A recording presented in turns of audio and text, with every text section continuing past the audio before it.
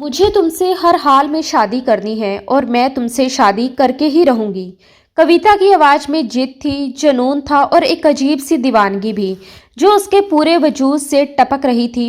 ये सिर्फ एक लड़की की बात नहीं थी, ये किसी टूटे हुए दिल, किसी जली हुई आत्मा और किसी खामोश बदले की गूंज थी। करण उसे हैरानी से देख रहा था, जैसे उसे अपनी आंखों पर यकीन ही ना हो पा रहा हो कि महज 19 साल की ये नाजुक सी लड़की इतनी बड़ी बात कहने की हिम्मत कैसे कर पा रही है। उसकी आंखों में सख्ती थी, चेहरे पर अजीब सी बेरुखी और लहजे में वह ठंडापन जो इंसान को अंदर तक जमा देता है। उसने धीरे धीरे उसकी तरफ कदम बढ़ाए, उसकी आंखों में आंखें डालकर देखा और डरावनी आवाज में बोला, दिमाग ठीक है तुम्हारा? अपनी उम्र देखी है कभी? तुम्हें सच में मेरी बीवी बनने का शौक है? उसके होठों पर हल्की सी मुस्कान थी, लेकिन उस मुस्कान के पीछे छुपी क्रूरता किसी जहरीले जानवर की तरह साफ झलक रही थी। तुम्हारी बहन तुमसे ज्यादा मजबूत थी, भरा पूरा शरीर था उसका, फिर भी मुझे झेल नहीं पाई। हनीमून ट्रिप पर ही टूट गई, बिखर गई, मर गई। तुम्हें क्या लगता है तुम मुझे सह पाओगी? वो उसे सिर से पैर तक घूर रहा था, जैसे किसी इंसान को नहीं, किसी चीज को देख रहा हो, जैसे उसकी कीमत लगा रहा हो, जैसे उसकी जांच कर रहा हो। कविता के चेहरे पर साफ लिखा हुआ था, माथे पर पसीने की बूंदें चमक रही थी, सांसें तेज थी, दिल जोर जोर से धड़क रहा था, हाथ हल्के हल्के कांप रहे थे, लेकिन फिर भी उसकी जुबान पर एक ही बात थी, एक ही वाक्य, एक ही जिद, मुझे आपसे शादी करनी है। ये मोहब्बत नहीं थी, ये कोई प्यार नहीं था, ये एक अंधी जिद थी। एक ऐसी जिद जो अंदर से उसे जला रही थी, जो उसे खुद के खिलाफ खड़ा कर रही थी। करण हल्का सा हंसा और बोला, क्यों अपनी नाजुक जान को खुद तबाही की तरफ धकेल रही हो? तुम्हारी बहन मेरी शिद्दतें नहीं सह पाई और तुम तो शायद एक ही रात में टूट जाओगी, बिखर जाओगी, खत्म हो जाओगी। क्या तुम्हें अपनी जिंदगी प्यारी नहीं है? क्या खुद से जरा भी प्यार नहीं करती? वो जानबूझकर उसे और डराने की कोशिश कर रहा था, उसकी रूह तक में खौफ उतार देना चाहता था। कविता ने आंखें बंद कर ली, उसके होठ बुरी तरह कांप रहे थे, गला सूख रहा था, आवाज जैसे दम तोड़ रही हो। फिर भी उसने बहुत धीमे कांपती हुई आवाज में कहा, मैं सह लूंगी। करण ने उसका मजाक उड़ाया। इन कांपते होठों के साथ, इस डरी हुई आवाज के साथ शरीर में ताकत भी है कुछ।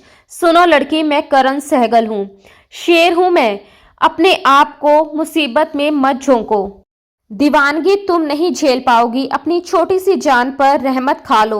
वो उसकी आंखों के डर को देखकर और ज्यादा बेरहम होता जा रहा था, जैसे उसे तोड़ने में ही उसे मजा आ रहा हो। कविता की आंखें अब भी बंद थी, पसीना लगातार बह रहा था, दिल जैसे सीने से बाहर निकल आएगा। करण ने धीरे से अपनी उंगली उसके माथे पर फिराई, फिर उंगली खिसकाकर उसके कांपते होठों पर रख दी। कविता ने सांस रोक ली थी, जैसे एक पल में उसकी पूरी दुनिया थम गई हो। करण की गर्म सांसें उसके चेहरे से टकरा रही थी, उसकी रूह तक को जला रही थी। एज यू विश कविता, अगर तुम्हें मरने का इतना ही शौक है तो मोस्ट वेलकम।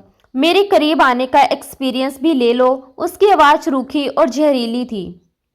फिर अचानक उसने सवाल किया, लेकिन तुम्हारे घर वाले?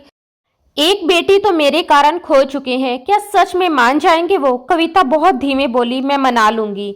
कुछ पल की भारी खामोशी के बाद करण ने कहा, ठीक है, फिर मुझे कॉल करके बता देना कि मैं कब रिश्ता भेजूं। ठीक है, कहकर कविता तेजी से पीछे हटी और उसके ऑफिस के कमरे से बाहर निकल आई। कमरे का एसी 16 डिग्री पर था, लेकिन उसका पूरा शरीर पसीने से भीग चुका था। दिल जोर जोर से धड़क रहा था, आंखों में नमी थी, सांसें बेकाबू थी।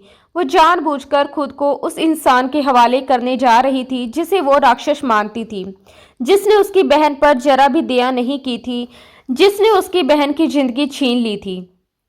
उसे नहीं पता था कि उसका अंजाम क्या होगा, उसके साथ क्या होगा। वो किस अंधेरे, किस तबाही और किस दर्द की दुनिया में कदम रख रही है। वो नाजुक सी, मासूम सी, चंचल सी लड़की थी और वो आदमी चट्टान जैसा सख्त, पत्थर जैसा ठंडा, खूंखार और निर्दयी था। उसके जरा से करीब आने से ही उसका पूरा वजूद कांप उठा था और उसके साथ अकेले होने का ख्याल उसके खून को जमा रहा था। फिर भी वो अपनी जिद पर अड़ी हुई थी। उसे घर जाकर एक और जंग लड़नी थी, अपने माँ बाप को मनाने की, जो करण को उसकी बहन शालू का हत्यारा मानते थे। वह तो करण की शक्ल तक देखने को तैयार नहीं थे। ऐसे में छोटी बेटी की शादी उससे करना तो नामुमकिन सी बात थी। लेकिन कविता ने अपने दिल में ये फैसला कर लिया था कि उसकी जिंदगी का रिश्ता सिर्फ और सिर्फ करण से ही जुड़ना है, चाहे इसकी कीमत कुछ भी क्यों ना हो। कुछ समय पहले की बात थी जब वह अपनी बहन शालू के मोबाइल में उसकी तस्वीर देखते हुए मासूमियत से बोल पड़ी थी, दीदी सच में आपके होने वाले पति तो कमाल के हैं, बिल्कुल किसी फिल्मी हीरो जैसे, इतने हैंडसम की नजर हटे ही नहीं। शालू ने हंसते हुए प्यार से उसकी नाक दबाई और मुस्कुराकर पूछा था, तो तुम्हें सच में वो फिल्मी हीरो जैसे लगते हैं?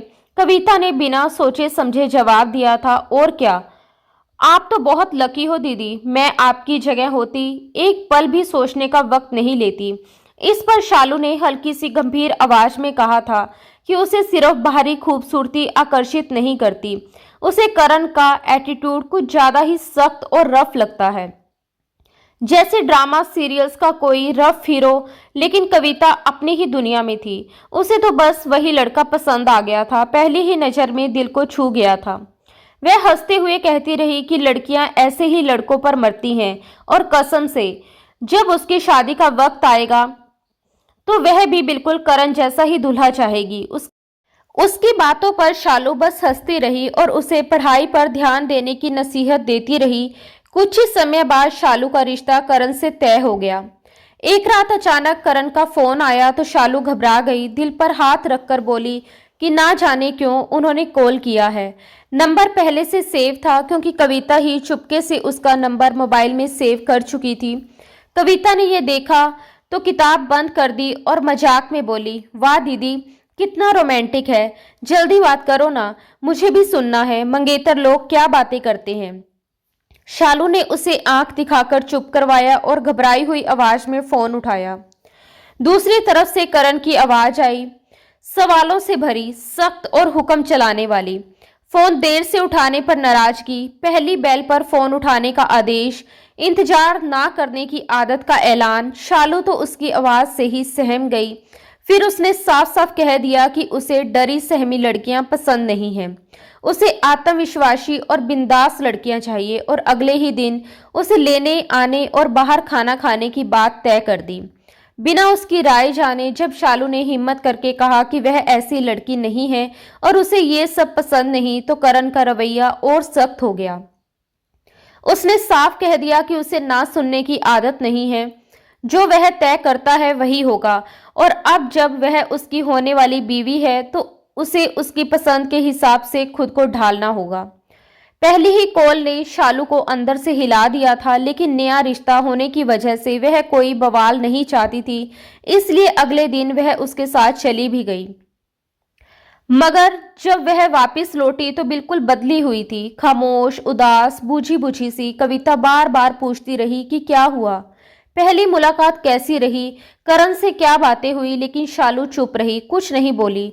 कविता को लगा वह शर्म की वजह से नहीं बता रही, मगर उसकी आंखों की नमी कुछ और ही कहानी कह रही थी। वह अकेली ही जानती थी कि उस पहली मुलाकात में उसने कितनी तकलीफें सहकर अपने अंदर दबा ली थी। 1 महीने बाद उसकी शादी थी, लेकिन जैसे जैसे शादी का दिन करीब आ रहा था उसके चेहरे से खुशी गायब होती जा रही थी और उसकी जगह बेचैनी, डर और उलझन लेती जा रही थी। बाहर से सब कुछ बिल्कुल सामान्य दिख रहा था। घर में तैयारियां चल रही थी, रिश्तेदारों की आवाजाही थी, माता पिता बेहद खुश थे, हर तरफ शादी का माहौल था। लेकिन शालू अंदर से टूटती जा रही थी। उसे समझ नहीं आ रहा था कि वह क्या करे और किससे अपनी परेशानी साझा करे। कविता बहुत छोटी थी, इसलिए उससे कुछ कहना उसे ठीक नहीं लगा, और माता पिता की खुशी देखकर उसमें इतनी हिम्मत भी नहीं थी कि वह करण के बारे में कोई बात किसी से कह सके। रिश्ता तय होते ही सब कुछ इतनी तेजी से आगे बढ़ा कि उसे सोचने का मौका तक नहीं मिला, और फिर शादी हो गई। लेकिन शादी के सिर्फ 1 महीने बाद अचानक खबर आई कि करण और शालू हनीमून पर गए थे और वहीं शालू की मौत हो गई। कहा गया कि वह रात को बिल्कुल ठीक सोई थी, लेकिन सुबह उठी ही नहीं। ना कोई बीमारी थी, ना कोई परेशानी, ना कोई साफ वजह, बस अचानक मौत। ये खबर कविता और पूरे परिवार पर क़यामत बनकर टूटी। घर में चीख पुकार मच गई, मातम छा गया। कविता रो रो कर बेसुध हो गई और उसकी माँ बार बार बेहोश होने लगी। किसी को समझ नहीं आ रहा था कि ये सब कैसे और क्यों हुआ। जब करण शालू की लाश के साथ वापस लौटा तो हर तरफ हाहाकार मच गया। वह भी रो रहा था, टूटा हुआ दिख रहा था और बाहर से देखने पर लगता था कि उसे भी गहरा सदमा लगा है। लेकिन कविता उसे अजीब नजरों से देख रही थी। उसे उस रोने में भी कुछ बनावटी सा महसूस हो रहा था। समय धीरे धीरे आगे बढ़ने लगा। शालू को गुजरे हुए 2 महीने भी पूरे नहीं हुए थे कि एक दिन कविता अचानक करण के ऑफिस पहुंच गई। रिसेप्शन पर जाकर उसने कहा कि उसे करण से मिलना है। रिसेप्शनिस्ट ने बताया कि वह बिजी है, लेकिन कविता ने जिद करके कहा कि उनसे जाकर कहिए कि कविता आई है और उनसे यही मिलना चाहती है। अंदर करण फाइलें देख रहा था। कॉल आने पर उसने झुंझलाकर कहा कि उसे ऑफिस आने की क्या जरूरत थी, फोन पर बात कर लेती। लेकिन जब रिसेप्शनिस्ट ने बताया कि वह जिद कर रही है तो उसने मिलने की इजाजत दे दी। करण को जरा भी अंदाजा नहीं था कि जिसे वह अब तक एक बच्ची समझता रहा है, वही लड़की उसकी सोच और उसके होश उड़ाने आई है। कविता ने उससे जो बातें कही उन्हें सुनकर करण भीतर तक हिल गया, क्योंकि वह अपने लिए नफरत कविता की आंखों में भी देख चुका था और उसके घर वालों की आंखों में भी। लेकिन आज तक किसी ने इतनी हिम्मत नहीं हुई कि कोई उसके सामने आकर सीधे सवाल करे या खुलेआम इल्जाम लगाए। कविता के जाने के बाद करण बहुत देर तक यही सोचता रहा कि आखिर ये लड़की उससे शादी करने की जिद क्यों कर रही है। उसने उसे डराने की कोशिश भी की थी ताकि वह पीछे हट जाए, लेकिन इसके बावजूद उसके दिमाग में बार बार कविता का चेहरा घूमता रहा। उधर जब कविता ने अपने माता पिता से कहा कि वह करण से ही शादी करना चाहती है तो वे उसे हैरानी से देखने लगे और बोले कि जिस आदमी के साथ तुम्हारी बहन 1 महीना भी नहीं रह पाई, जिसकी वजह से उसकी जिंदगी खत्म हो गई, उसी आदमी से शादी करने की तुम जिद कर रही हो। कविता ने बेहद शांत लेकिन पक्के लहजे में कह दिया कि वह शादी सिर्फ करण से ही करेगी। उसकी मां ने सख्ती से मना किया और कहा कि वह ऐसा कभी नहीं चाहेगी। कविता ने नरम लेकिन अड़िग आवाज में जवाब दिया, मम्मी आप मेरी बात समझने की कोशिश कीजिए। वह मुझे शुरू से पसंद है, मुझे वही इंसान सही लगता है। उसकी मां का दर्द गुस्से में बदल गया। वह बोली, तुम्हारी बहन हनीमून पर गई और वापस जिंदा नहीं लौटी और तुम उसी आदमी से रिश्ता जोड़ना चाहती हो जिस पर हमें शक है कि कहीं उसी ने हमारी बेटी की जान तो नहीं ली। हमें नहीं पता उसने शालू के साथ क्या किया, लेकिन सच यही है कि वह अब इस दुनिया में नहीं है। कविता ने बेहद ठंडे स्वर में कहा, मुझे यही सच जानना है कि उसने मेरी बहन के साथ किया क्या था।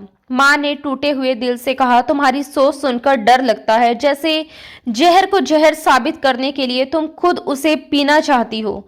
कविता ने बिना डरे जवाब दिया, हाँ यही समझ लीजिए, मैं उस जहर को खुद चखना चाहती हूँ, देखना चाहती हूँ कि उसमें ऐसा क्या था जिसने मेरी बहन की जिंदगी छीन ली। मां ने साफ मना कर दिया कि वह इसके लिए कभी राजी नहीं होगी, क्योंकि वह पहले ही एक बेटी खो चुकी है और दूसरी को खोने की ताकत उनमें नहीं है। लेकिन कविता पीछे हटने वालों में से नहीं थी। वह लगातार अपनी बात पर अड़ी रही और यहाँ तक कह दिया कि अगर उसकी शादी करण से नहीं हुई तो वह खुद अपनी जान दे देगी। ये सुनकर माता पिता घबरा गए। माँ ने बहुत समझाने की कोशिश की, उसे समझाया कि वह एक बहुत बड़ा और खतरनाक फैसला ले रही है, लेकिन कविता किसी भी हालत में सुनने को तैयार नहीं थी। आखिरकार माता पिता मजबूरी में झुक गए। इसके बाद कविता ने खुद करण को फोन करके कहा कि वह रिश्ता लेकर आ जाए, अब उसके घर वाले मना नहीं करेंगे। करण ये सुनकर चौंक गया, लेकिन उसने अपने माता पिता से रिश्ते की बात करने को कहा और वे भी राजी हो गए। इस तरह दोनों की शादी तय हो गई, मगर कविता ने साफ कर दिया कि वह शादी को किसी तमाशे की तरह नहीं करना चाहती। न शोर शराबा, न ढोल नगाड़े, न नाच गाना, बस कुछ गिने चुने लोगों की मौजूदगी में बेहद सादगी से शादी होगी। करण के लिए वह लड़की एक पहेली बन चुकी थी। देखने में वह बहुत छोटी और नाजुक थी, लेकिन उसके फैसले, उसकी सोच और उसका आत्मविश्वास उसे हर पल चौंका रहे थे। वह समझ ही नहीं पा रहा था कि आखिर वह चाहती क्या है। शादी हो चुकी थी और कविता उसके साथ विदा होकर उसके घर आ गई। लेकिन उसका रूप किसी दुल्हन जैसा बिल्कुल नहीं था। ना कोई भारी जोड़ा, ना गहने, ना मेकअप, ना सजावट। वह बस सादे कपड़ों में शांत और गंभीर थी। करण ने शालू का दुल्हन का जोड़ा उसे भेजा था, मगर उसने उसे पहनना भी जरूरी नहीं समझा। जब वह उसके कमरे में पहुंची तो दीवारों पर अब भी करण और शालू की तस्वीरें टंगी हुई थी। शालू दुल्हन के रूप में उसके साथ खड़ी थी।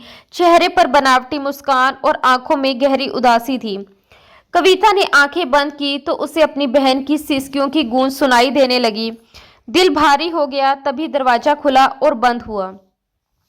उसने आंखें खोली तो आंसू अपने आप गालों पर बहने लगे। करण पास आया तो वह जल्दी से आंसू पोंछने लगी। वह झुंझलाकर बोला, इतनी चाहत से मुझसे शादी की थी और अब ये हाल है। ना दुल्हन का जोड़ा, ना सजावट, ना कोई तैयारी। मैंने पूरे कमरे को गुलाबों से सजाया है और तुम ऐसे बैठी हो जैसे किसी मातम में आई हो। लगता है ये सुहाग रात नहीं बल्कि शोक का कमरा है। वह बेड पर आकर बैठ गया, करवट बदली, सर हाथ पर टिकाया और उसे घूरने लगा। कविता उसकी आंखों में देख रही थी। उन आंखों में ना कोई पछतावा था, ना कोई दर्द, ना कोई शर्म। वह बोला, चुप क्यों हो? इतनी खामोशी क्यों? इतनी जिद से शादी की मुझसे, अब अपने पति के पास ऐसे साधारण कपड़ों में क्यों आई हो? कविता ने बेहद शांत आवाज में कहा, मैं आपके लिए सजूंगी भी, संवरूंगी भी, लेकिन हनीमून पर। ये सुनकर करण उसे अजीब नजर से देखने लगा और बोला, सुहागरात आज ही होगी जानम। आज मेरी गोल्डन नाइट है। हनीमून बाद में होगा। पहले आज की रात का मजा लेते हैं। जाओ तैयार होकर आओ। मुझे रेड लिपस्टिक पसंद है। अलमारी में तुम्हारी बहन की वेडिंग नाइटी रखी है, वही पहन लो। उसमें तुम उससे भी ज्यादा खूबसूरत लगोगी। इससे पहले कि कविता कुछ कह पाती, उसने उसकी कलाई पकड़ ली और जोर से अपनी ओर खींच लिया। कविता तैयार नहीं थी, इसलिए वह बेबस सी उसके पास गिर पड़ी। अगले ही पल वह उसे कसकर थाम चुका था। कविता ने घबराई हुई आवाज में कहा, प्लीज करण, अभी नहीं। करण कठोर स्वर में बोला, सब कुछ अभी होगा। मैं आज की रात बर्बाद नहीं करने वाला। तुम्हें शादी की इतनी जल्दी थी, अब सुहाग रात का मतलब भी समझो। इतना कहकर वह उसके चेहरे के बिल्कुल करीब झुक गया। जैसे ही करण के होठ उसकी गर्दन के पास पहुंचे, उसके भीतर एक अजीब सी मदहोशी और बेचैनी भरने लगी, जैसे होश पर नशा हावी हो रहा हो। लेकिन कविता के दिल में सिर्फ डर, घुटन और सिहरन थी। उसकी सांसें तेज हो चुकी थी, दिल जोर जोर से धड़क रहा था और आंखों में असहायपन तैर रहा था। उसने पूरी ताकत से खुद को बचाने की कोशिश की, उसे धकेलना चाहा, दूर करना चाहा, लेकिन उसके सामने वह धीरे धीरे कमजोर पड़ती चली गई। करण बेखुदी की हालत में आगे बढ़ता रहा। उसके होंठ उसकी गर्दन से फिसलते हुए नीचे की ओर बढ़ने लगे, जैसे वह किसी और ही दुनिया में खो चुका हो। तभी अचानक वह ठिठक गया। उसके पेट पर किसी नुकीली चीज का एहसास हुआ, जिसने उसकी मदहोशी को पल भर में तोड़ दिया। वह झटके से पीछे हटा और देखा कि कविता ने अपने और उसके बीच एक तेज धार वाला चाकू तान रखा है। उसकी आंखों में अब डर नहीं था, बल्कि कठोर नफरत, दर्द और बदले की आग साफ दिखाई दे रही थी। करण घबराकर हकलाते हुए बोला, तुम ये क्या कर रही हो? कविता की आवाज कांप रही थी, मगर इरादे फौलाद जैसे सख्त थे। मेरे पास मत आना, एक कदम भी बढ़ाया तो जिंदा नहीं छोड़ूंगी। करण पूरी तरह घबरा गया, पीछे हटते हुए बोला, तुम पागल हो गई हो क्या? कविता ने चाकू और मजबूती से पकड़ लिया। उसकी उंगलियां कांप रही थी, लेकिन आंखों में कोई डर नहीं था, सिर्फ बदले की आग थी। मुझे छूने की कोशिश की तो मैं वैसा ही खेल आपके साथ खेलूंगी जैसा आपने मेरी बहन के साथ खेला था। जान से मार डालूंगी आपको और कह दूंगी मेरी शिद्दतें आपसे बर्दाश्त नहीं हुई। करण उसकी बातें सुनकर पूरी तरह स्तंभ रह गया था। उसकी आंखें फैल चुकी थी और चेहरे पर ऐसा भाव था जैसे उसने किसी इंसान को नहीं बल्कि किसी अजनबी, किसी खतरनाक साए को देख लिया हो। उसे समझ ही नहीं आ रहा था कि जिस लड़की से उसने अभी अभी शादी की है, वही इतनी ठंडी आवाज में उसे धमकी दे सकती है। कविता के लहजे में अब डर नहीं था, सिर्फ पागलपन, जुनून और बदले की आग थी। उसकी आंखों में ऐसी चमक थी जैसे वह किसी भी हद तक जा सकती हो। उसने साफ शब्दों में कह दिया कि अगर करण एक कदम भी उसके करीब आया तो वह किसी भी अनजान से पीछे नहीं हटेगी। उस पल हालात इतने बिगड़ चुके थे कि करण के लिए पीछे हटना ही सबसे सही फैसला था, क्योंकि कविता पर कोई खतरनाक सनक सवार थी और उसका गुस्सा किसी भी पल हिंसा में बदल सकता था। कमरे का माहौल बोझिल हो चुका था, जैसे दीवारों में भी डर समा गया हो। घबराया हुआ और गुस्से से भरा हुआ करण उसे उल्टा सीधा कहता हुआ पीछे हटा, तकिया उठाया, सोफे पर फेंका और वहीं लेट गया। हाथ में चाकू कसकर थामे हुए कविता बेड पर पड़ी रही। उसने आंखें बंद कर ली, लेकिन नींद उससे कोसों दूर थी। दिल जोर जोर से धड़क रहा था और दिमाग में सिर्फ एक ही डर घूम रहा था कि कहीं वह नींद में बेखबर ना हो जाए और करण मौका पाकर उस पर हमला ना कर दे। वह हर पल चौकन्नी रही, जब तक उसे पूरा यकीन नहीं हो गया कि करण गहरी नींद में सो चुका है। कमरे में उसके हल्के खराटों की आवाज गूंज रही थी, लेकिन कविता के जहन में कोई और ही शोर था। उसके मन में सिर्फ एक ही मकसद था, अपनी बहन की मौत का सच जानना। उसे पूरा भरोसा था कि जो कहानी सबको बताई गई थी वह अधूरी थी, झूठ से भरी थी। जरूर कोई साजिश थी, कोई छुपी हुई सच्चाई थी जिसे अब तक छुपाया गया था। वह किसी भी कीमत पर सबूत चाहती थी, ताकि साबित कर सके कि करण ही कसूरवार है। वह उस आदमी को सजा दिलाना चाहती थी जिसकी वजह से उसकी बहन हमेशा के लिए इस दुनिया से चली गई। इसी जुनून में उसने अपनी जिंदगी दांव पर लगा दी थी। उसी आदमी से शादी कर ली थी जिसे वह अपने दिल में अपराधी मान चुकी थी। वही आदमी जिसने सबको बस यही बताया था कि हनीमून पर अचानक तबीयत बिगड़ी और अस्पताल पहुंचने से पहले ही सब खत्म हो गया। लेकिन कविता जानती थी कि कहानी इतनी सीधी नहीं हो सकती। पोस्टमार्टम की बात आते ही करण का घबरा जाना, उसका विरोध करना, उसकी बेचैनी, सब कुछ उसे शक की तरफ ले जाता था। उसे लगता था कि वह किसी बड़े सच से डर रहा है, किसी ऐसी सच्चाई से जो सामने आ गई तो उसका सब कुछ खत्म हो जाएगा। कविता इन्हीं गहरी सोचों में डूबी रही। कब आंख लग गई उसे खुद पता नहीं चला। सुबह वह करण के उठने से पहले ही जाग चुकी थी। उसने चुपचाप उठकर कपड़े बदले, खुद को संभाला और अपने पास रखे छोटे तेज धार वाले चाकू को बेल्ट से अपने पेट पर बांध लिया, ताकि हर पल वह खुद को सुरक्षित महसूस कर सके। कपड़ों के नीचे वह बेल्ट और चाकू छुपा हुआ था, लेकिन उसे एक अजीब सा भरोसा देता था कि वह अकेली नहीं है, बेबस नहीं है। कमरे से निकलते समय उसने एक नज़र सोफे पर सोए हुए करण पर डाली। उसके चेहरे पर अब कोई तनाव नहीं था, जैसे रात की घटना उसके लिए बस एक झगड़ा भर हो। जब करण की आंख खुली तब तक कमरा खाली हो चुका था। आंख खुलते ही उसे रात वाली घटना याद आई। उसने मन ही मन सोच लिया था कि वह इस सरफरी लड़की का दिमाग तो ठीक करके रहेगा। करण अच्छी तरह जानता था कि कविता यूं ही उसकी जिंदगी में नहीं आई है, बल्कि किसी सोची समझी साजिश के तहत उसकी पत्नी बनी है। वह समझ चुका था कि जो सच वह जानना चाहती है वह किसी भी कीमत पर उसे नहीं बता सकता, जिंदा रहते तो बिल्कुल नहीं और मरकर भी नहीं।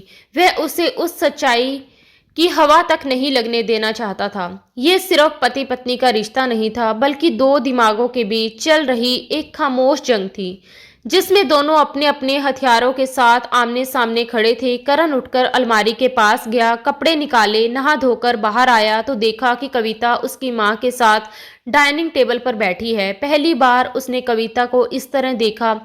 उसके लंबे घने बाल गीले थे, जिनमें पानी की बूंदें टपक रही थी, और वह साधारण कपड़ों में भी अलग ही चमक रही थी।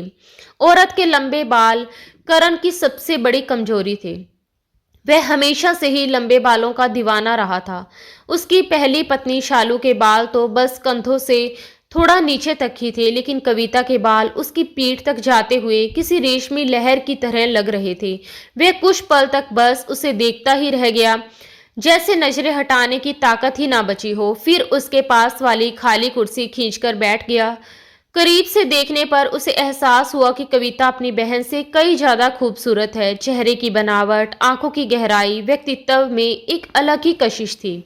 मगर कविता पूरी तरह अपनी सास से बातों में मगन थी।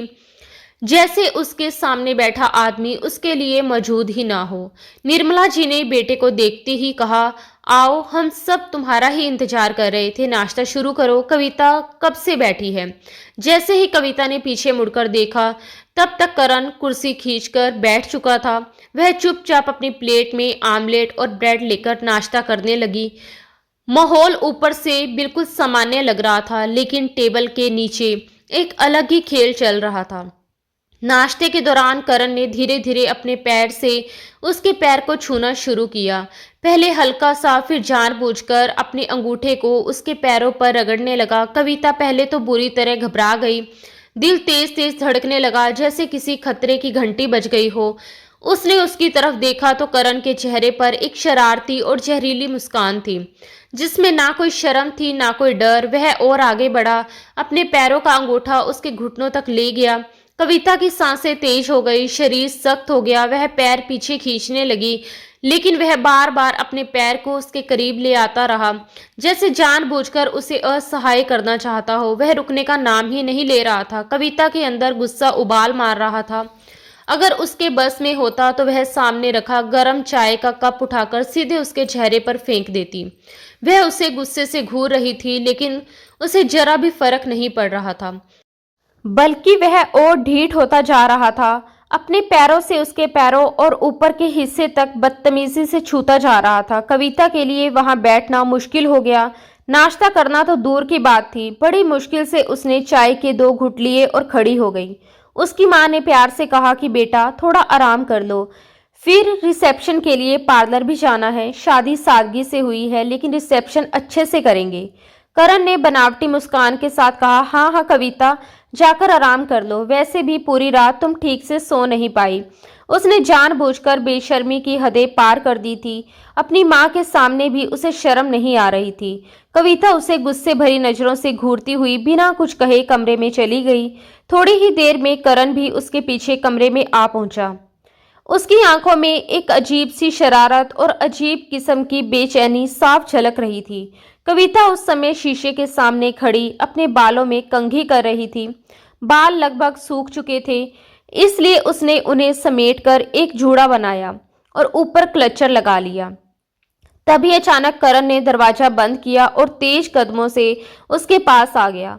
अगले ही पल उसने उसके बालों से क्लचर खींचकर एक तरफ फेंक दिया और अपनी उंगलियां उसके बालों में फेरते हुए पूरे बाल खोल दिए। वह जैसे उसकी जुल्फों की छाव में खो जाना चाहता हो। कविता कुछ समझ पाती उससे पहले ही उसने उसे दोनों बाजुओं से पकड़कर उसकी पीठ से अपनी कमर लगा दी और आईने में अपना चेहरा उसके चेहरे के बिल्कुल करीब ले जाकर देखने लगा। उसकी आवाज में अजीब सा नशा था। मुझे तो पता ही नहीं था कि मेरी बीवी अपनी बहन से भी ज्यादा खूबसूरत होगी। उफ, तुम्हारे बाल, ये तो मुझे पागल कर देंगे। वो उसके बालों में चेहरा छुपाने लगा। कविता की हालत जैसे पत्थर की हो गई थी। उसके दोनों हाथ करण की मजबूत पकड़ में थे और उसका हाथ पेट तक पहुंच ही नहीं पा रहा था कि वह छुपा हुआ चाकू निकाल सके। वह पूरी तरह बेबस महसूस कर रही थी। उसने खुद को छुड़ाने की कोशिश करते हुए कहा, छोड़िए मुझे, ये क्या कर रहे हैं आप? करण ने हंसते हुए कहा, क्या कर रहा हूँ? इसे रोमांस कहते हैं बेबी। इतनी रूखी सूखी बीवी के साथ थोड़ी मिठास भी तो चाहिए। ऐसे कैसे जिंदगी कटेगी? और रात वाला सबर रोज रोज नहीं दिखाऊंगा। वह पूरी तरह बेकाबू होता जा रहा था, उसके बालों से खेल रहा था, उसके करीब आता जा रहा था। कविता का दिल तेज तेज धड़क रहा था। घबराहट और गुस्सा दोनों साथ उबल रहे थे। तभी करण ने उसके हाथ छोड़े, उसे गोद में उठाया और आराम से बेड पर लिटा दिया। जैसे ही वह खुद उसके ऊपर झुकने लगा, उसी पल कविता ने बड़ी होशियारी से अपनी कमर पर बंधी बेल्ट से चाकू निकाल लिया। करण को जरा भी अंदाजा नहीं था कि उसने पेट पर बेल्ट बांध रखी है। उसके हाथ में चाकू देखकर वह चौंक गया। ये तुम कहां से निकालती हो? कविता की आवाज सख्त और ठंडी थी। कहीं से भी निकालूं, तुम्हें उससे मतलब नहीं, मुझसे दूर रहो। इस बार करण सच में झुंझला गया। गुस्से में बोला, ये क्या मुसीबत है यार? जबरदस्ती मेरे ऑफिस आकर मुझसे शादी की जिद की, और अब जब शादी हो गई तो ये नखरे क्यों? कविता की आंखों में आंसू नहीं थे, सिर्फ नफरत और आग थी। वह बोली, मैंने आपसे शादी इसलिए नहीं की कि आप मेरे साथ भी वही करें जो आपने मेरी बहन के साथ किया था। मुझे बस सच चाहिए। ये बताइए कि आपने मेरी बहन के साथ क्या किया और उसका पोस्टमार्टम क्यों नहीं होने दिया, ताकि आपकी सच्चाई सामने ना आ जाए। मैं आपके मुंह से सच सुनना चाहती हूँ। अगर आपने मेरी दीदी को मारा है तो याद रखिए, मैं आपको छोड़ूंगी नहीं। आपको जेल की सलाखों के पीछे भिजवाकर ही दम लूंगी। जज्बातों में बहकर कविता ने जो कुछ भी दिल में दबा रखा था वह सब ही एक बार में कह डाला। करण पूरी शांति से उसकी बातें सुनता रहा। चेहरे पर एक ठंडी मुस्कान उभर आई। फिर उसने धीमे लेकिन जहरीले लहजे में कहा, ओह, तो यही जानना चाहती हो कि मैंने पोस्टमार्टम क्यों नहीं होने दिया? जाने मन, ये राज मैं यूं जुबान से नहीं खोलूंगा। अगर सच में जानने की इतनी ही बेचैनी है कि तुम्हारी बहन कैसे मरी, तो चाकू छोड़कर मेरी बाहों में आओ, फिर करके दिखाऊंगा तुम्हें। ये कहकर वह पीछे हट गया, जैसे जानबूझकर उसे उकसा रहा हो। कविता के शरीर से बंधी उस बेल्ट में सिर्फ चाकू ही नहीं, एक छोटा सा रिकॉर्डर भी छुपा हुआ था, ताकि अगर वह कभी जज्बातों में आकर सच उगल दे तो हर शब्द सबूत बन जाए। वह यहाँ सिर्फ पत्नी बनकर नहीं आई थी, वह सबूत इकट्ठा करने आई थी। करण अब भी नहीं समझ पा रहा था कि वह चाकू आखिर वह कहाँ छुपाती है। ये लड़की उसके लिए एक पहेली बन चुकी थी, इसलिए उसने फिलहाल कमरे से बाहर जाना ही बेहतर समझा। लेकिन उसका दिमाग कविता में ही उलझा रहा। उसे यकीन नहीं हो रहा था कि एक 19 साल की 12वीं की छात्रा इतनी हिम्मत और अकल के साथ उसके सामने दीवार बनकर खड़ी हो सकती है। रिसेप्शन की रात हॉल रोशनी से जगमगा रहा था। मेहमानों की भीड़ थी और पिंक ड्रेस में कविता बेहद खूबसूरत लग रही थी। कुछ पलों तक करण बस उसे देखता ही रह गया, लेकिन कविता को उसकी नजरों में सिर्फ गंदगी और हवस दिख रही थी। अपनी बहन के कातिल के साथ एक ही छत के नीचे रहना, एक ही कमरे में सांस लेना उसके लिए जहर पीने जैसा था। मगर वह खुद को संभाले हुए थी। उसे बस एक सच चाहिए था, एक कबूलनामा, ताकि वह उसे पुलिस के हवाले कर सके। रात गहरी होती गई, दोनों की आंखों में नींद नहीं थी। करण का दिल बेचैन था। वह इंतजार कर रहा था कि कविता सो जाए और वह सबसे पहले उस चाकू को ढूंढे जो उनके बीच दीवार बन चुका था। उसे लगा शायद वह सो गई है, मगर कविता की नींद हल्की थी। जरा सी आहट पर आंख खुल जाती थी। चुपके से वह सोफे से उठा, बेड के पास आया, धीरे धीरे तकिए के नीचे हाथ डाला, मगर वहां कुछ नहीं मिला। उसका माथा ठनक गया। अगर यहाँ नहीं है तो आखिर है कहाँ? उसकी नजर कविता के चेहरे पर पड़ी। बालों की कुछ लटें उसके चेहरे पर बिखरी हुई थी। दिल में एक तीव्र चाह उभरी, हक मेरा है और लटे आजाद। वह उसके पास बैठ गया, उंगलियों से बाल हटाए उसके चेहरे को देखने लगा। होठों की नजाकत देखकर बेचैनी और बढ़ गई। उसके दिमाग में एक ही ख्याल था, अगर हाथ जकड़ लो तो चाकू नहीं निकाल पाऊंगी। ऐसी सोच के साथ उसने झटके से उसके दोनों हाथ पकड़कर बेड से दबा दिया। इसी दौरान कविता की आंख खुल गई। खुद को बेबस देखकर और करण की आंखों में दीवानगी देखकर वह बुरी तरह से डर गई। उसने कहा, छोड़ो मुझे। वो बोला, नहीं, बहुत पागल कर लिया है तुमने मुझे। वो विनती करने लगी, करण मेरे हाथ छोड़ो प्लीज। लेकिन उसकी नजरें सिर्फ उसके होठों की तरफ थी। उसने अपने भीतर उठ रहे बेकाबू जज्बातों को बिल्कुल भी रोकने की कोशिश नहीं की। वह धीरे धीरे कविता के चेहरे के पास झुका और उसके होठों पर अपने होठ रख दिए। मगर ये जुनून या दरिंदगी नहीं थी, बल्कि अजीब सा ठंडा अधिकार जताने वाला प्यार था, जैसे वह बिना हिंसा के भी अपना हक साबित करना चाहता हो। कविता बार बार अपना चेहरा पीछे करती रही, कभी दाईं ओर मोड़ लेती तो कभी बाईं ओर। हर तरफ से उसकी कोशिश को नाकाम करने की कोशिश करती रही, लेकिन करण रुकने वाला नहीं था। उसने जैसे तय कर लिया था कि वह उसे ये जताकर रहेगा कि उसके होठों पर सिर्फ उसी का अधिकार है। कविता की आंखों से लगातार आंसू बह रहे थे।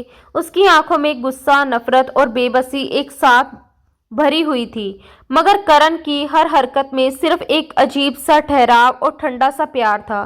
करीब आधे घंटे तक वह बस उसी तरह उसके होठों से अपनी बेचैनी मिटाता रहा, जैसे अपनी प्यास बुझा रहा हो। फिर अचानक उसने उसे छोड़ दिया और पीछे हट गया। लेकिन अगले ही पल कविता ने अपने पेट से कमीज हटाई, बेल्ट में बंधे हुए चाकू को बाहर निकाला और गुस्से में चीखते हुए बोली, तुम होते कौन हो मेरे साथ ये सब करने वाले? I hate you. इतना कहते ही उसने उसी चाकू से अपने ही होठों पर कट लगा लिया और उन्हें जख्मी कर दिया। उसकी दीवानगी और पागलपन को देखकर करण के होश उड़कर रह गए। कविता के इस खौफनाक कदम ने करण को पूरी तरह से हिलाकर रख दिया था। उसके होठों से बहता हुआ खून देखकर वह सन्न रह गया और घबराकर बोला, कविता ये तुमने क्या कर लिया? लेकिन कविता ने कांपते हाथों में चाकू उसकी तरफ तान दिया। आंखों में आग, आवाज में जहर भरा हुआ था। पीछे हट जाओ, मैं तुमसे नफरत करती हूँ। अगर तुमने जबरदस्ती मुझे छुआ, अगर मुझ पर अपना हक जताने की कोशिश की, तो मैं अपने साथ यही करूंगी, बार बार करूंगी। वह सचमुच गुस्से और दर्द के जुनून में पागल सी लग रही थी। करण के चेहरे पर अफसोस और सदमे के भाव साफ थे। उसे बिल्कुल अंदाजा नहीं था कि ये लड़की खुद को इस हद तक नुकसान पहुंचा सकती है। उसने अपने जबड़े कसकर भींचे, गुस्से को दबाते हुए भारी आवाज में कहा, नहीं करूंगा, कुछ भी नहीं करूंगा तुम्हारे साथ। फिर नरमी से बोला, उस चाकू को छोड़ दो कविता। मुझे नहीं पता था कि तुम पागलपन में खुद को चोट पहुंचाओगी। वह पूरी तरह टूट सा गया था। उसके होठ से लगातार खून टपक रहा था। उसने कांपते हाथों से अपना दुपट्टा उठाकर होठों पर रख लिया।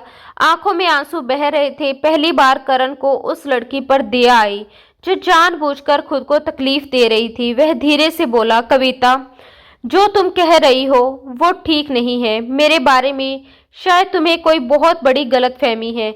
मैं वैसा इंसान नहीं हूँ जैसा तुम समझ रही हो। लेकिन तुम्हारी बहन के साथ क्या हुआ, वो कैसे मरी, ये मैं तुम्हें नहीं बता सकता। भगवान के लिए खुद को नुकसान मत पहुंचाओ। कविता की आवाज़ सख्त थी, मगर आप मेरे करीब आए तो मैं खुद को जख्मी करूंगी, वैसे ही जैसे अभी किया है। करण ने गुस्से और बेबसी से उसे देखा। नहीं आऊंगा तुम्हारे पास, बस खुश रहो तुम। कविता चीखी, तो फिर बता क्यों नहीं देते कि आपने मेरी बहन के साथ क्या किया? करण ने ठंडी आवाज में कहा, मैं नहीं बताऊंगा। तुमसे जो होता है कर लो। और ये चाकू जिसके दम पर तुम ये सब कह रही हो, बहुत जल्दी तुम्हें नजर नहीं आएगा। मुझे अपनी परवाह नहीं है, लेकिन मैं तुम्हें खुद को नुकसान पहुंचाते नहीं देख सकता। अगर तुमने खुद को तकलीफ दी तो मैं बर्दाश्त नहीं करूंगा। प्यार से समझा रहा हूं तुम्हें, तुम्हारी बहन के साथ क्या हुआ क्या नहीं हुआ ये सब भूल जाओ। अगर तुम इस मकसद से मुझसे शादी करके आई हो कि सच उगलवा लोगी, तो ये तुम्हारी जिंदगी की सबसे बड़ी बेवकूफ़ी है, सबसे बड़ी गलती, क्योंकि मेरे मुंह से एक शब्द भी नहीं निकलेगा। इतना कहकर वह गुस्से में पलटा और जाकर सोफे पर लेट गया। कविता अपने जख्मी होठों पर दुपट्टा दबाए बैठी थी, जैसे बस खून रुक जाने का इंतजार कर रही हो। ये सब देखकर करण अंदर तक अजीब सा सहर उठा था। उसे कभी अंदाजा भी नहीं था कि सच जानने की जिद में ये लड़की पागलपन की इस हद तक जा सकती है कि खुद को नुकसान पहुंचा दे। उसकी नज़र में करण एक मुजरिम था, जबकि हकीकत ये थी कि वह बिल्कुल बेगुनाह था। और यही गलतफहमी हालात को और भी ज़्यादा खतरनाक बना रही थी। जिस तरह से कविता ने आज अपने ही शरीर को चोट पहुंचाई थी, उसे देखकर करण सच में डर गया था और उसने तय कर लिया था कि हर हाल में उस चाकू को उससे दूर रखना होगा। उसे इतना तो साफ समझ आ चुका था कि कविता ने अपने जिस्म पर ही कुछ ऐसा बांध रखा है जहां वह उस तेज धार चाकू को छुपा कर रखती है। और ये बात और भी ज्यादा डरावनी थी, क्योंकि जरा सी चूक किसी बड़े हादसे में बदल सकती थी।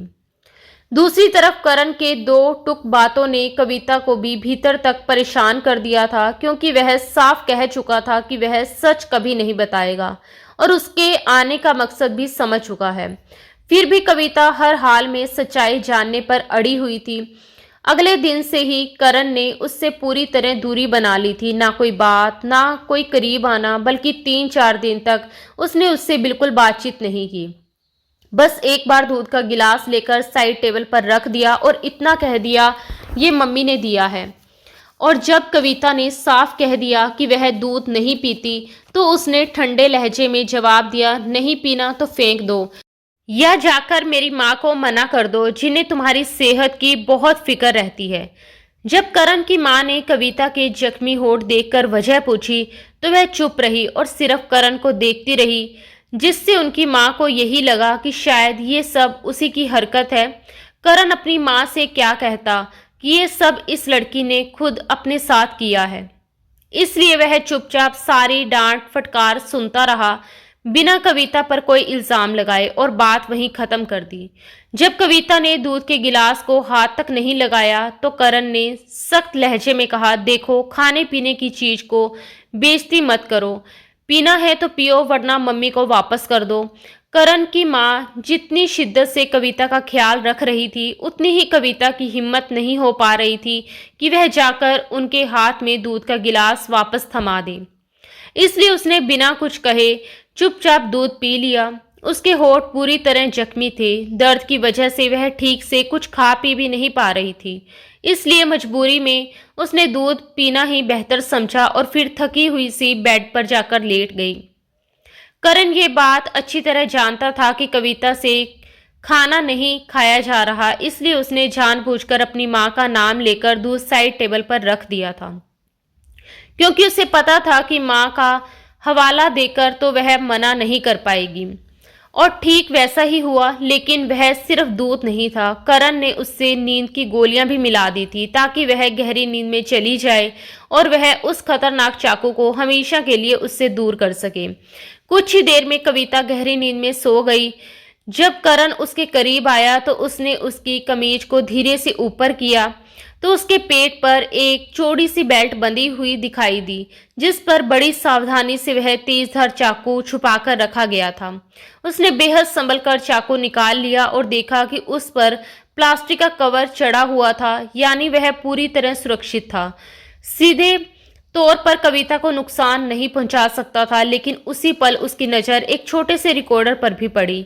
जैसे ही उसने रिकॉर्डर ऑन किया तो उसके और कविता के बीच हुई सारी बातचीत उसमें रिकॉर्ड मिली। उसी एक पल में सब कुछ साफ हो गया। वह यहाँ उसके साथ जिंदगी गुजारने नहीं आई थी, बल्कि उसके खिलाफ सबूत इकट्ठा करने आई थी। उसे किसी भी तरह मुजरिम साबित करके पुलिस के हवाले करने के इरादे से आई थी। अब करण के हाथ में चाकू और रिकॉर्डर दोनों थे और कविता बेखबर गहरी नींद में डूबी हुई थी। उसने बेहद संभल कर दोनों चीजें अपने पास ली, लेकिन बेल्ट को वहीं रहने दिया जैसे कुछ हुआ ही ना हो। फिर बड़ी सावधानी से उसने कविता की कमीज ठीक की ताकि किसी तरह की हलचल का कोई निशान ना दिखे, और दोनों चीजें उस सीक्रेट लॉकर में छुपा दी, जिसके बारे में कविता दूर दूर तक कुछ नहीं जानती थी, क्योंकि वह लॉकर अलमारी में नहीं बल्कि दीवार के भीतर बनाया गया था और उसके सामने करण और शालू की शादी की तस्वीरें लगी हुई थी, जो उस जगह को पूरी तरह से साधारण बना देती थी। सुबह जब कविता की आंख खुली तो उसका सर भारी था, जैसे दिमाग पर कोई बोझ रखा हो। वह उठकर बैठी, बिखरे हुए खुले बाल, दर्द से भरी आंखें और एक हाथ से सर थामे हुए। जैसे ही उसकी नज़र बगल में पड़ी तो उसका दिल जैसे उछलकर गले में आ गया। करण उसके पास गहरी नींद में सो रहा था। घबराहट ने उसे अंदर तक हिला दिया। बालों की हालत देखकर डर और भी ज्यादा बढ़ गया, और इससे पहले कि वह उठने की कोशिश करती, करण की आंख खुल गई। हल्की सी मुस्कान के साथ उसने कहा, गुड मॉर्निंग, कैसी हो? नींद पूरी हुई? कविता के शब्दों में घबराहट और गुस्सा दोनों थे। आप यहाँ क्या कर रहे हैं? करण लापरवाही से बोला, सो रहा था। अब क्या सोने में भी रोक है? कविता का लहजा सख्त हो गया। आपने दूध में कुछ मिलाया था, वरना मेरी नींद इतनी गहरी कभी नहीं होती। करण ने बिना झिझक मान लिया, हाँ, मजबूरी थी, मिलाना पड़ा। तुम्हारे ये खुले बाल मुझे पागल कर देते हैं, बस मन था कि इन्हें छू लूं, इतना हक तो बनता है। ये सुनते ही कविता का चेहरा गुस्से से तप गया। वह तड़प कर बोली, आप भूल रहे हैं कि आपकी इस हिम्मत का जवाब क्या मिला था। ये कहकर वह उठी और साइड टेबल ड्रेसिंग टेबल की दराजें खोलने लगी और कैंची खोजने लगी, लेकिन इस बार कुछ नहीं मिला, क्योंकि करण पहले ही ऐसी हर चीज हटा चुका था जिससे वह खुद को नुकसान पहुंचा सके। करण खड़ा हुआ, उसके पास आया, हाथ पकड़कर अपनी तरफ खींच लिया। कविता कांपती आवाज में बोली, छोड़ो मुझे, वरना मैं खुद को खत्म कर लूंगी। करण की आवाज धीमी लेकिन खतरनाक थी।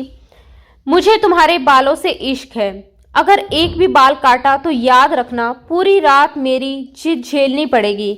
मैं एक पल का रहम नहीं करूंगा। ये कहकर उसने हाथ छोड़ दिया, अलमारी से कपड़े निकाले और वॉशरूम चला गया। तैयार होकर बाहर आया तो कविता चुपचाप बैठी नाश्ता कर रही थी।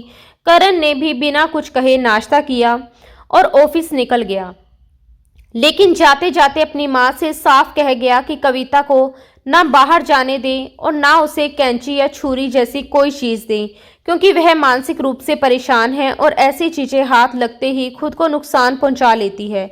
ये सुनकर उसकी माँ घबरा गई। उन्हें कविता के जख्मी होठ भी याद आ गए।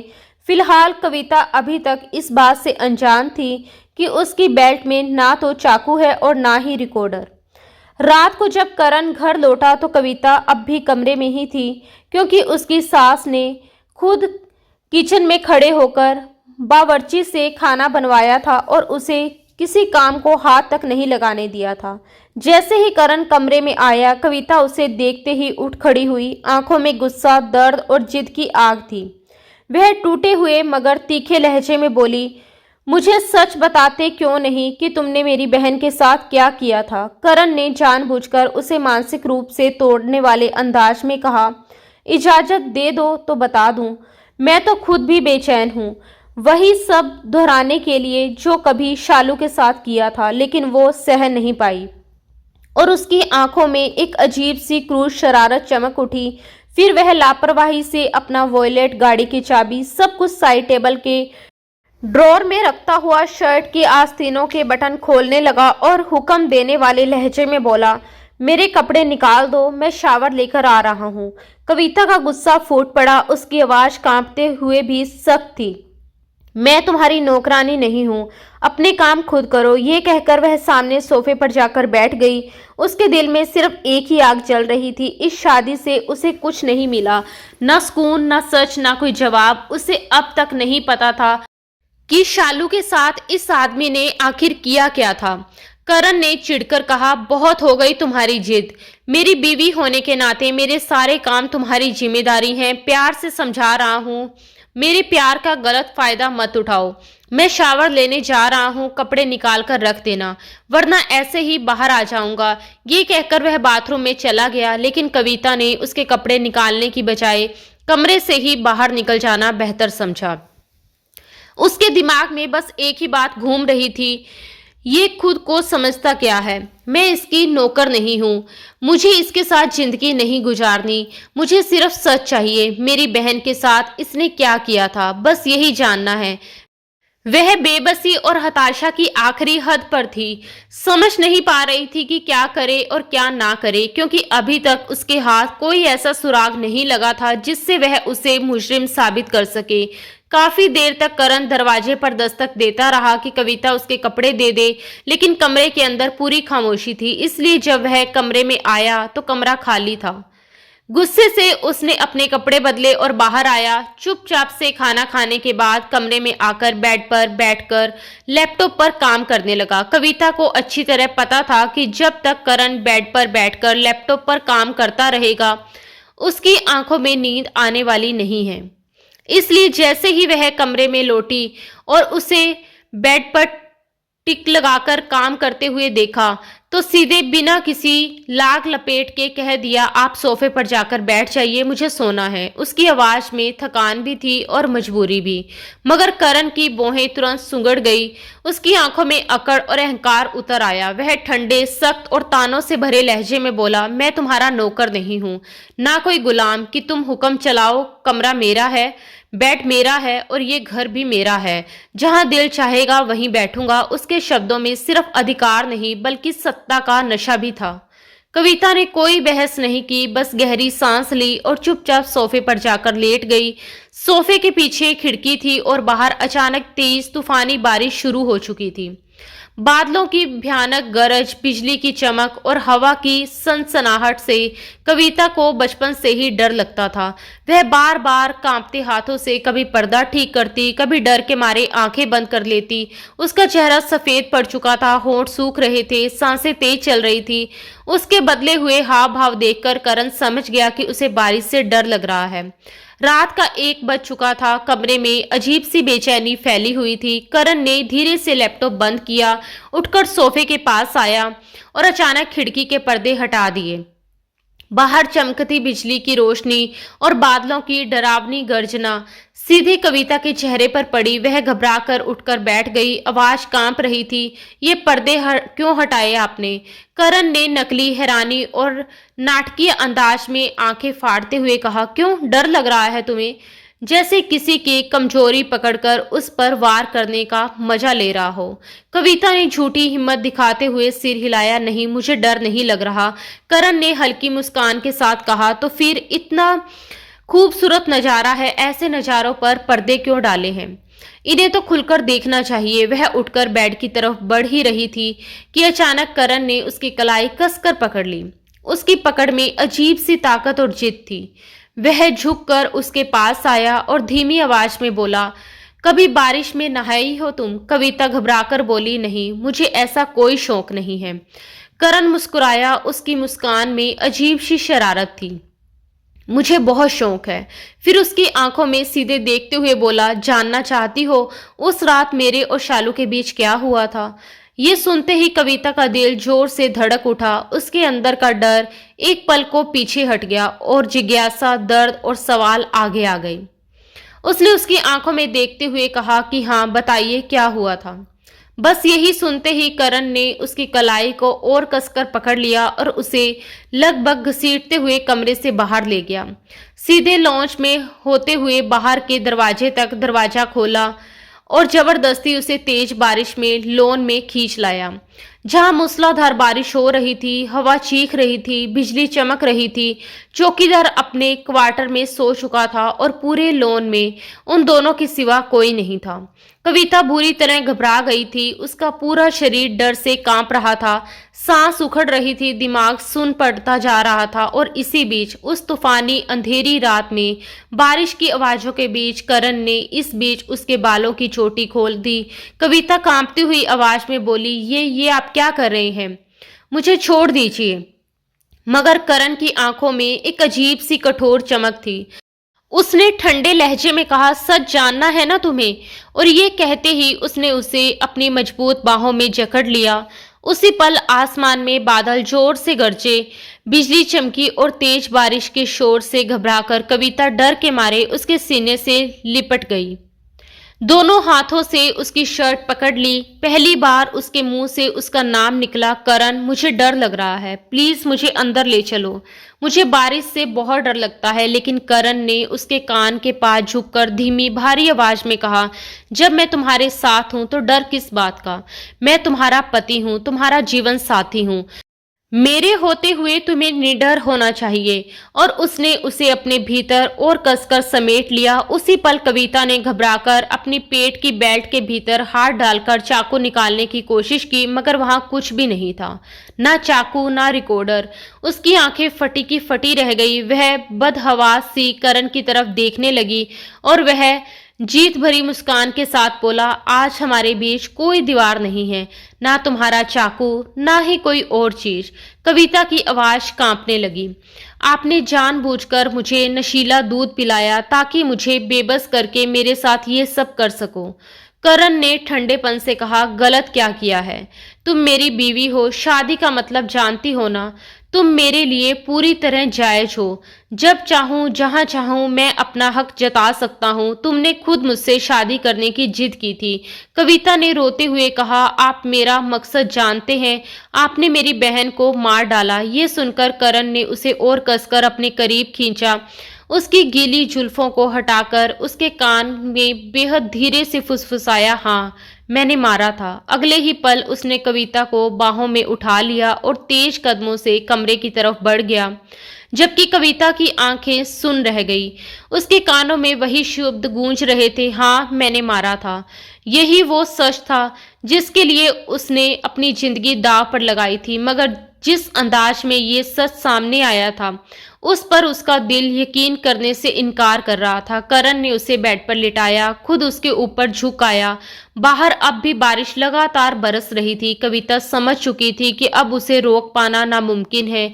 उसने कांपती आवाज में कहना चाहा, अगर तुमने मेरे साथ जबरदस्ती की। उसकी बात पूरी होने से पहले ही करण ने उसके होठों को अपने होठों से सील कर दिया। फिर कुछ समय के बाद करण ने ठंडे लहजे में कहा, मैंने उसके साथ कुछ नहीं किया, लेकिन सच तुम्हें तब बताऊंगा जब तुम पूरी तरह मेरी हो जाओगी। अभी मुझे इस बारिश का मजा लेना है। ये कहते हुए उसने उसे अपने सीने से जकड़ लिया और उसके कानों में धीमी आवाज में अपनी बेचैनी, अपनी इच्छाएं और अपनी हवस उड़ेलने लगा। जबकि कविता बार बार खुद को उससे छुड़ाने की कोशिश करती रही, मगर इस पल वह पूरी तरह बेबस थी। न उसके पास कोई ताकत थी, ना कोई हथियार, ना कोई रास्ता। पहली बार उसे अपनी शादी का फैसला एक भावुक, बचकाना और आत्मघाती कदम लगने लगा। वह टूटती हुई आवाज में सिसकती हुए बोली, मैं सुबह खुद को खत्म कर दूंगी। और करण ने बेरहमी से हंसकर कहा, मार डालना, बिल्कुल अपनी बहन की तरह। मेरा क्या जाता है, मैं किसी तीसरी से शादी कर लूंगा। ये सुनते ही कविता के अंदर गुस्से की आग भड़क उठी। उसकी आंखों में नफरत उतर आई। वह चीख कर बोली, आप इंसान नहीं हैं, आप जल्लाद हैं। करण ने बेशर्मी से जवाब दिया, हाँ मैं जल्लाद हूं और आज तुम्हें दिखाऊंगा कि मैं कितना खतरनाक जल्लाद हूं।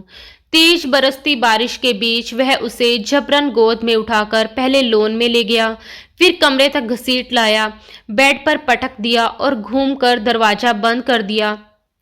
मगर जैसे ही वह उसकी तरफ बढ़ा, कविता फुर्ती से बेड के दूसरी ओर खड़ी हो गई।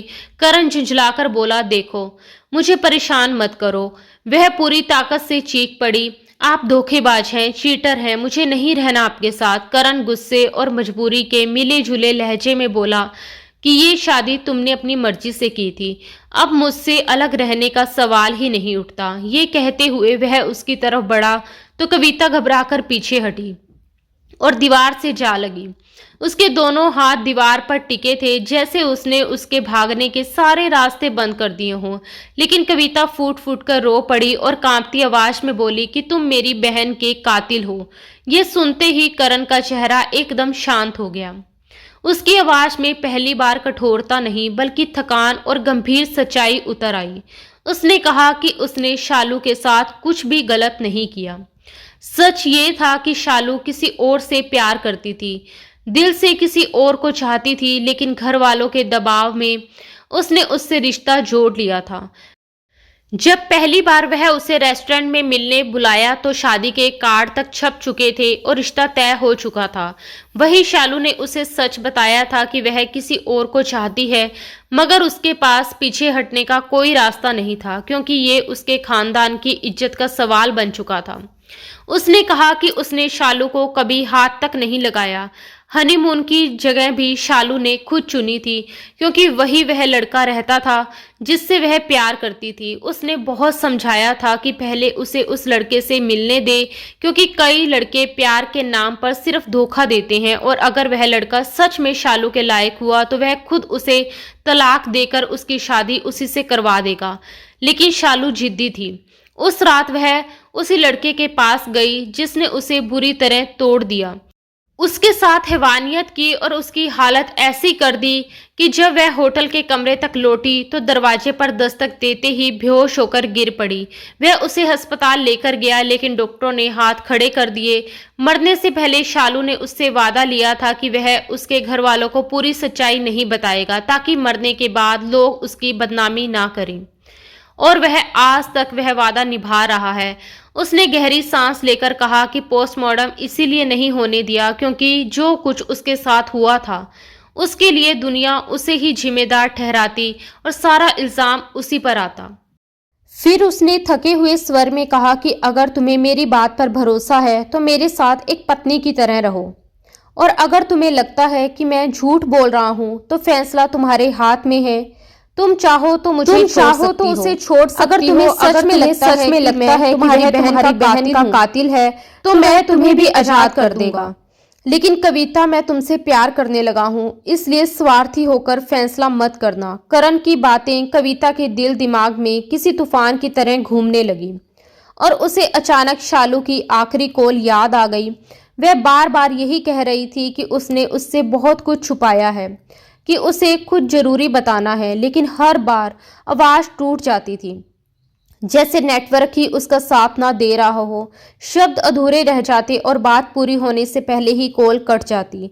अब सोचकर उसे साफ महसूस होने लगा कि शालू भीतर ही भीतर किसी गहरे दर्द से जूझ रही थी।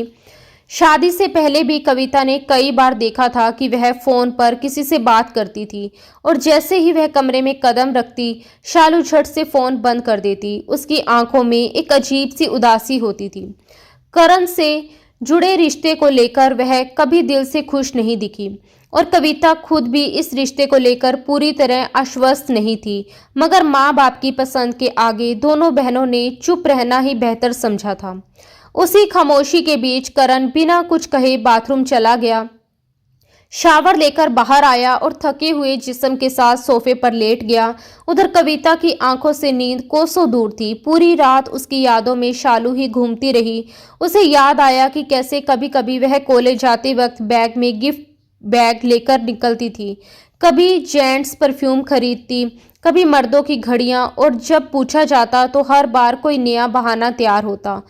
कभी दोस्त के मंगेतर के लिए, कभी किसी खास ऑर्डर का नाम लेकर। 100 बहाने, 100 कहानियां, पर सच्चाई एक भी नहीं। जैसे जैसे ये सारी परतें खुलती गई, कविता का दिल टूटता चला गया। आंखों से आंसू बहने लगे। वह वही फर्श पर बैठकर बिखर गई। उसकी सिसकियों की आवाज से करण की नींद खुली। उसने देखा कि वह दीवार के सहारे बैठी है, दोनों हाथों से चेहरा ढके हुए रो रही है। करण उठकर उसके पास आकर बैठ गया और नरम आवाज में बोला, क्या हुआ तुम्हें? तुम्हें लग रहा है मैं झूठ बोल रहा हूँ? माँ कसम, मेरा एक एक शब्द सच है। उस वक्त भी तुम मुझ पर शक कर रही थी जब मैं तुम्हारी बहन की लाश लेकर आया था। तुम्हें लगा कि तुम्हारी बहन के साथ मैंने कुछ गलत किया है, इसलिए मैंने पोस्टमार्टम नहीं करवाया, वरना मैं बेवजह फंस जाता, क्योंकि उसने मुझसे वादा लिया था कि मैं सच किसी को नहीं बताऊंगा। अगर सच सामने आ जाता तो तुम्हारे मम्मी पापा भी यही समझते कि हत्या मैंने ही की है। अब भी उन्हें बस शक है, सच नहीं पता। आज मैंने तुम्हें सब कुछ इसलिए बता दिया क्योंकि मैं तुम्हारे साथ जिंदगी बिताना चाहता हूँ, वरना तुम तो मेरे ऑफिस तक आई थी जब भी मैंने तुम्हें डरा दिया था ताकि तुम वापस चली जाओ। उस वक्त तुम मेरे लिए कोई अहमियत नहीं रखती थी, लेकिन आज तुम मेरे लिए बहुत खास हो। कविता, बताओ, क्या तुम्हें सच में लगता है कि मैं झूठ बोल रहा हूँ? करण झूठ नहीं बोल रहा था। ये बात कविता अच्छी तरह समझ चुकी थी। सच में कसूर उसकी बहन का ही था, लेकिन करण ने उसकी इज्जत रख ली थी। अगर वह सबको सच बता देता तो कोई उसे याद तक ना करता, सब उसे बदनाम करते। उसके मरने पर रोने की बजाय लोग कहते, अच्छा हुआ मर गई। बदनामी का दाग लेकर वह दुनिया से चली जाती। यह सोचकर कविता रो पड़ी। उसने करण के सामने हाथ जोड़ दिए और कांपती आवाज में बोली, मुझे माफ कर दो, मैंने आपको गलत समझा। गहरे दुख में डूबी आवाज में करण बोला, अगर उसने मुझे मना ना किया होता तो मैं सब कुछ पहले ही बता देता, ना पोस्टमार्टम से रुकता और ना ही चुप रहता। अपना डीएनए टेस्ट करवाकर रिपोर्ट से साबित कर देता कि मैं बेगुनाह हूँ, लेकिन मैंने मरने वाले की आखिरी इच्छा का सम्मान किया, यही मेरा फैसला था। ये कहते हुए उसने कविता के दोनों हाथ थाम लिए और उन्हें अपने होठों से लगा लिया। उसकी आंखों में गहरा प्यार और सच्चाई झलक रही थी। फिर धीमे से बोला, अब मेरा इम्तिहान कब तक लोगी? ये भी बता दो। कविता की आंखों से आंसू बह निकले। उसने भी उसके दोनों हाथ पकड़कर रोते हुए अपने होठों से लगा दिए और कांपती आवाज में बोली, आप बहुत अच्छे इंसान हैं, मैंने आपको समझने में बहुत बड़ी गलती कर दी। ये कहते हुए वह उसके और करीब आ गई। दोनों के दिल एक दूसरे से जुड़ चुके थे और शालू कैसी थी, ये राज हमेशा के लिए उन्हीं दोनों के दिलों में दफन होकर रह गया। दोस्तों, उम्मीद है कि आपको हमारी कहानी जरूर पसंद आई होगी। अगर कहानी अच्छी लगी हो तो वीडियो को लाइक करें। अगर आप चैनल पर नए हैं तो सब्सक्राइब करना ना भूलें, और हाँ, अगली अपडेट सबसे पहले पाने के लिए नोटिफिकेशन बेल जरूर दबाएं। ताकि कोई भी नई कहानी आपसे मिस ना हो जाए। धन्यवाद दोस्तों। राधे राधे।